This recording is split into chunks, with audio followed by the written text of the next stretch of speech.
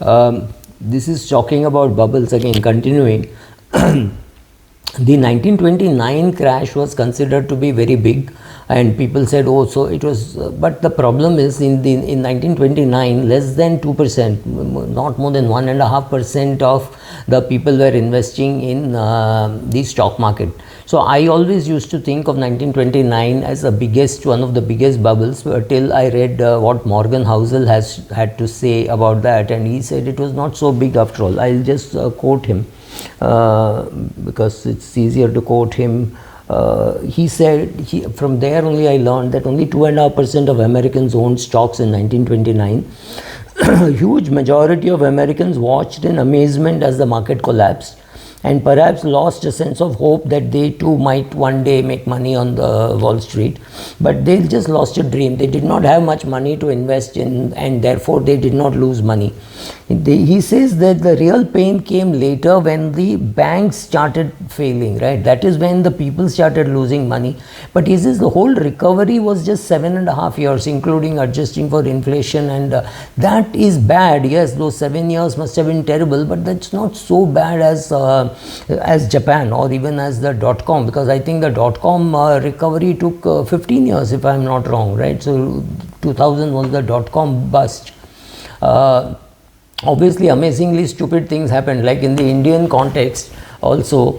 There could be, just look at this example, there could be an Iyer.com, there is a charteredaccountant.com, then there is furniture.com. Now the Iyers thought all the Iyers should buy furniture from Iyer.com. The chartered accountants guy making the chartered accountant website thought all the chartered accountants should buy furniture from there, and the furniture.com thought everybody should buy furniture from here. So right, all of them were terribly double counting. So you counted, whether you counted eyeballs or whether you counted footfalls, it didn't really matter, because there was tremendous amount of double counting.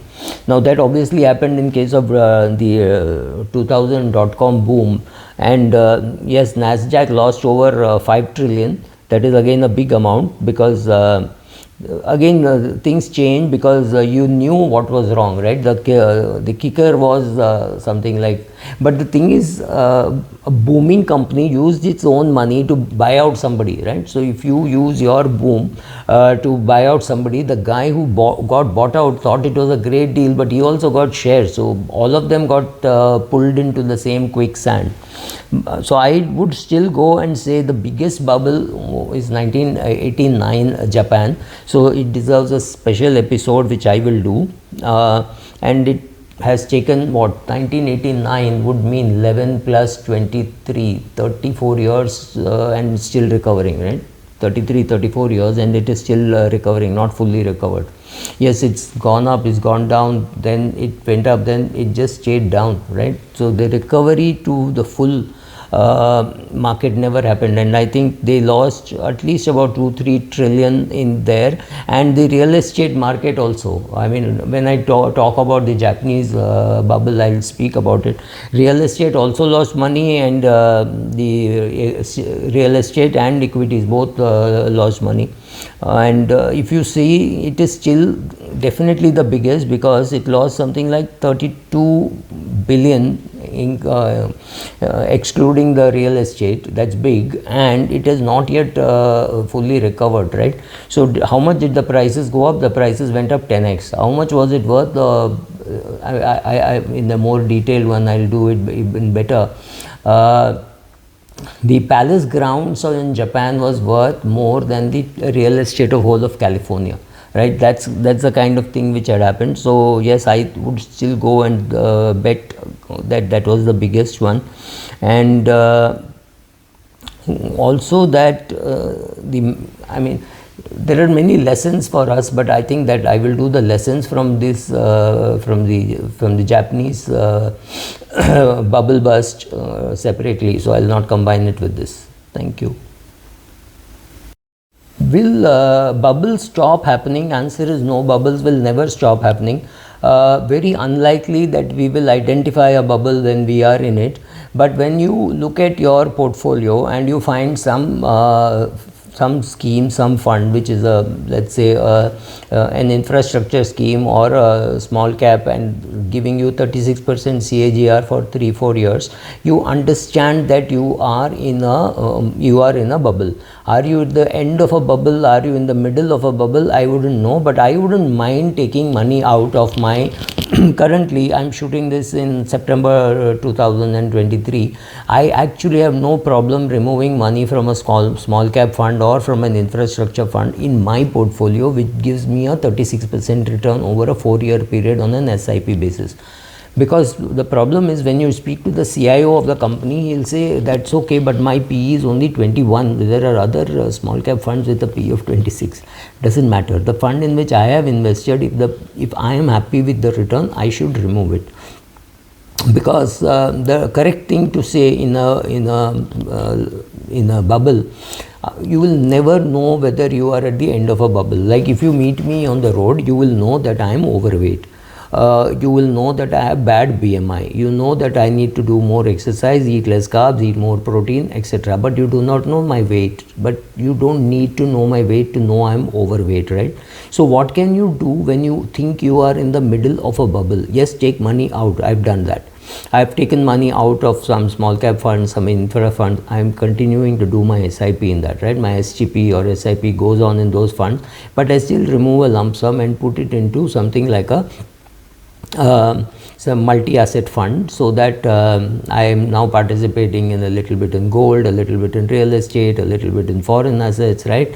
While having debt or equity taxation. So I could do that. What should you be doing? So again, now I'm going back to Devil Takes the Hindmost, and I'll read out from there. What he says is, this is something which I have also learned. Don't participate. If you think there is a boom, don't participate. Just and you could be wrong for a very long period of time. Like I always thought real estate in Bombay is a boom, and it's a bubble and it will burst. It is not really burst, but the wind is going out of it very slowly, right? The ROI in real estate in Mumbai is not as great as people want you to believe, especially if you take interest paid as a cost.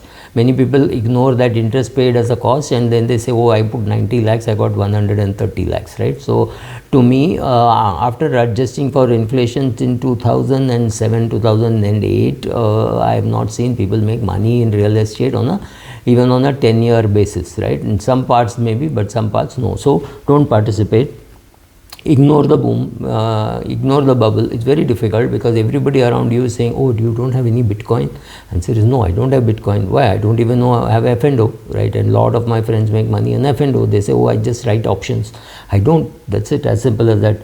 Look the other way, completely different. That I don't participate in the IPO market. Is there an IPO bubble going on? Maybe it's going on, but I don't participate in that market. So to me, I will never be hit by an IPO bubble. I can be hit by a valuation bubble in some share. I mean, I have a pharma portfolio, and pharma going up, I can get stuck in that. I have steel going up, I can get stuck in steel. Energy prices going up, I'm sure the energy shares also will go up. But one day when energy prices come down, I could be stuck in that. I could be stuck in those things. But I don't have F&O, I don't have Bitcoin. I don't have I don't have surplus real estate, right?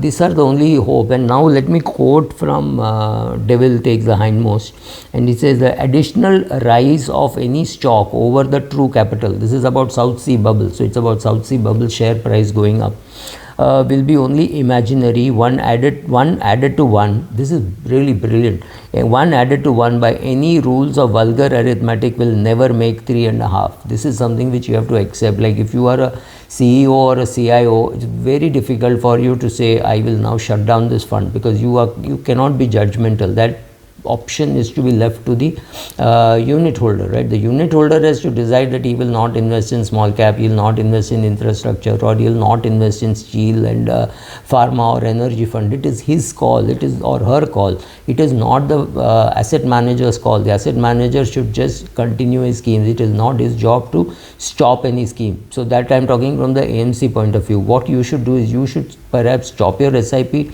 or let your SIP, like what I have done, I have let my SIPs continue, but I have still removed money from those same schemes, right? So it says, consequently, all the fictitious value must be lost to some person or the other, first or last, right? So, and then this is a beautiful line. The only way to prevent is to oneself must be to sell out and let the devil take the hindmost. Let the last portion go to the devil. You just walk out of it. So yes, you bought a share, it has gone up dramatically and you are now tempted to keep it, sell it off. Like for example, my BHEL, I bought at 25, 50 and 70. I sold at 115 and 117 and next day it was 135, then it went to 145, right? I can't hope to make all the money, but yes, the ones which I bought at 25 and 50 I'm holding, but the ones which I bought at 70 or about 67, 68 I have sold it partially. So some profits you have to take, especially when you think that the rise is too fast and it just does not get, like the PSU boom. I think it's time to take some money home, right? Do whatever else you want to do with it, but taking some money home has never been a bad idea, especially after you've got 4x kind of return. If you've got 4x, 3x kind of return or a 50% jump in less than 2 weeks, it's time to let the devil take the hindmost. You take a little bit, let the last 10% or 15% go to the devil. Thank you.